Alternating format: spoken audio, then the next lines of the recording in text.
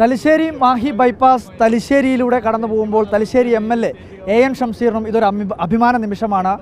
ഈ ഒരു യാത്ര ഒരു ചരിത്രപരമായ യാത്രയാണ്. രാഷ്ട്രീയ ജീവിതത്തിൽ ഏറ്റവും സന്തോഷകരമായ യാത്ര.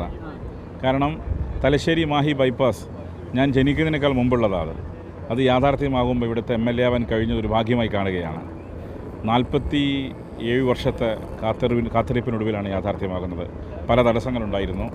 ഏതായാലും തടസ്സങ്ങൾ നീക്കി ഇത് യാഥാർത്ഥ്യമാക്കാൻ സഹായിച്ച എല്ലാവരോടും, പ്രത്യേകിച്ച് മുഖ്യമന്ത്രി, പൊതുമരാമത്ത് മന്ത്രി മുഹമ്മദ് റിയാസ്, മുൻ പൊതുമരാമത്ത് മന്ത്രി G. സുധാകരൻ, അന്തരിച്ച പ്രിയപ്പെട്ട നേതാവ് സഖാവ് കോടിയേരി ബാലകൃഷ്ണൻ തുടങ്ങിയവരൊക്കെ ഈ ഘട്ടത്തിൽ നന്ദിയോടെ സ്മരിക്കുന്നു. ഇതിന് ഒരുപാട് ടൂറിസം സാധ്യതകൾ ഇതിനോടൊപ്പം തന്നെ നമുക്ക് നേരത്തെ പ്രസംഗത്തിൽ സൂചിപ്പിച്ച പോലെ തന്നെ അതിലുപരി ഈ ദേശീയപാതയുടെ ഓരത്ത് തന്നെ നല്ല വ്യൂ പോയിന്റുകളുണ്ട്. അപ്പോൾ അങ്ങനെയുള്ള സാധ്യതകളൊക്കെ നമുക്ക് ഒരു വലിയൊരു ടൂറിസം സാധ്യതയും കൂടി ഇതിനോടൊപ്പം തന്നെ ഉയർന്നു വരികയല്ലേ. അതുകൊണ്ടാണല്ലോ ഈ ഡബിൾ ഡെക്കർ ബസ് തന്നെ ഞങ്ങൾ തിരഞ്ഞെടുത്തത്. ടൂറിസം എക്സ്പ്ലോർ ചെയ്യുക ഹെറിറ്റേജ് നഗരത്തിൻ്റെ. ആ ഹെറിറ്റേജ് നഗരത്തിൻ്റെ ടൂറിസം എക്സ്പ്ലോർ ചെയ്യാൻ വേണ്ടി ബൈപ്പാസിലൂടെ ഈ കാഴ്ചകൾ കണ്ടുപോകാൻ ഈ ഡബിൾ ഡെക്കർ ബസ്സിലൂടെ മാത്രമേ സാധിക്കൂ. അത് double decker bus Shri Ganesh Kumar അനുവദിച്ചു തന്ന ഘട്ടത്തിൽ തന്നെ ഞങ്ങൾ മനസ്സിൽ കണ്ടതാണ് ഇങ്ങനെ വേണം ഒരു പരിപാടി. ഏതായാലും അതിന് ഗണേഷ് കുമാറോട് നന്ദി പറയുകയാണ്. തലശ്ശേരി പൈതൃക പദ്ധതി എക്സ്പ്ലോർ ചെയ്യാൻ ഞങ്ങൾ ഉദ്ദേശിക്കുന്നത്.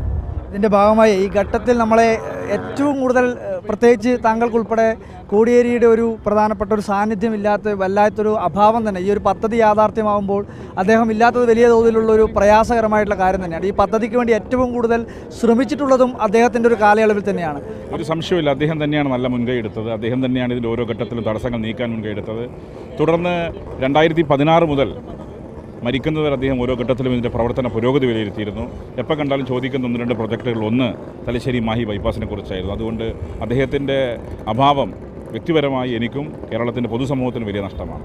ഈ സംസ്ഥാന സർക്കാരിനോടൊപ്പം തന്നെ കേന്ദ്ര സർക്കാരും ഇതിനകത്ത് കൃത്യമായ രീതിയിലുള്ള അവരുടെ ഒരു പങ്കും വഹിച്ചിട്ടുണ്ട്. രാഷ്ട്രീയപരമായ രീതിയിലല്ല ഞാൻ എൻ്റെ ചോദ്യം ചോദിക്കുന്നത്.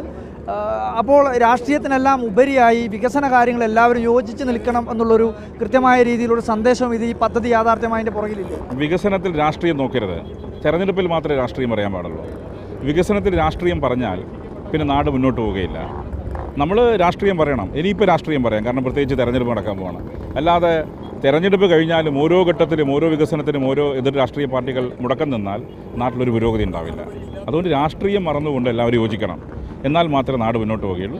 ഇവിടെ ഇപ്പോൾ കേരളത്തിൽ ദേശീയപാത യാഥാർത്ഥ്യമായിക്കൊണ്ടിരിക്കുകയാണ്. ഏതായാലും കേരളത്തിലെ വിദ്യാർത്ഥികൾക്ക്, യുവജനങ്ങൾക്ക് സന്തോഷകരമായ കാര്യമാണ്. കാരണം എല്ലാം കൊണ്ടും വളരെ ഗ്രേസ്ഫുള്ളായ ഒരു സ്റ്റേറ്റാണ്. നമുക്കുണ്ടായൊരു തടസ്സം യാത്രാ സൗകര്യമായിരുന്നു. അതിനിപ്പോൾ പരിഹാരം 2021 ഉണ്ടാകുമെന്ന് ബഹുമാനപ്പെട്ട മുഖ്യമന്ത്രിയോട് പറഞ്ഞിട്ടുണ്ട്, പൊതുമരാമത്ത് മന്ത്രി സൂചിപ്പിച്ചു. അതുകൊണ്ട് എല്ലാം കൊണ്ടും സന്തോഷകരമായ കാര്യം തന്നെയാണ്. എന്തായാലും തലശ്ശേരി MLA കൂടിയായിട്ടുള്ള സ്പീക്കർ AN ഷംസീറിനും ഇതൊരു അഭിമാന നിമിഷമാണ്. ഈ പാതയിലൂടെയുള്ള യാത്ര അദ്ദേഹത്തിനും അഭിമാനകരമായിട്ടുള്ളൊരു യാത്രയാണ്. അത് ചരിത്രപരമാണ്. വീഡിയോ ജേർണലിസ്റ്റ് സബിൻ ജത്തിനൊപ്പം reporter Arjun Kalyan, in reporter, Kannur.